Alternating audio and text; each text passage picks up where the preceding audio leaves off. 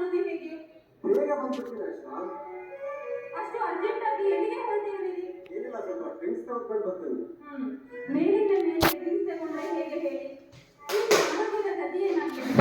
ಮನ ಇಂಥ ಪ್ರೇಯಸಿ ನಿಮ್ಮ ಮನದಾಳಲ್ಲಿ ಇರ್ಬೇಕಾದ್ರೆ ನಿಮಗೆ ಏತಕ್ಕೆ ಆ ಡ್ರಿಂಕ್ಸ್? ನೀನು ಅನ್ನೋದು ನಿಜ. ಹರಿತ ಚಟವನ್ನು ಒಮ್ಮಿಂದೊಮ್ಮೆಲೆ ಬಿಡಬೇಕೆಂದರೆ ತೊಂದರೆಯಾಗುತ್ತೆ. ಅದು ಅಲ್ಲದೆ ಸರಸ ಸಂಲಾಪದ ಮುಂಚೆ ಮಧುಪಾನ ಮಾಡಿದ ಅದರ ಸುಖವೇ ಬೇರೆ. ಅಂತೆ ಉಮರ್ ಖಾನ್ ಒಂದು ಮಾತನ್ನು ಹೇಳ್ತಾರೆ, ಕುಡಿಕೆಯೊಳಗೆ ಮಧು ಇರಲು, ಬಳಿ ಒಂದು ರೊಟ್ಟಿ ಇರಲು, ಅದೇ ಸಂಗಾತಿ ಇರಲು, ಕಾವಾಗಲು ಅದೇ ಸ್ವರ್ಗವನ್ನು ಬಿಟ್ರೆ ನೀವು ಸಾಹಿತ್ಯನೇ ರಚಿಸ್ಬಿಡ್ತೀರಾ ನೋಡಿ.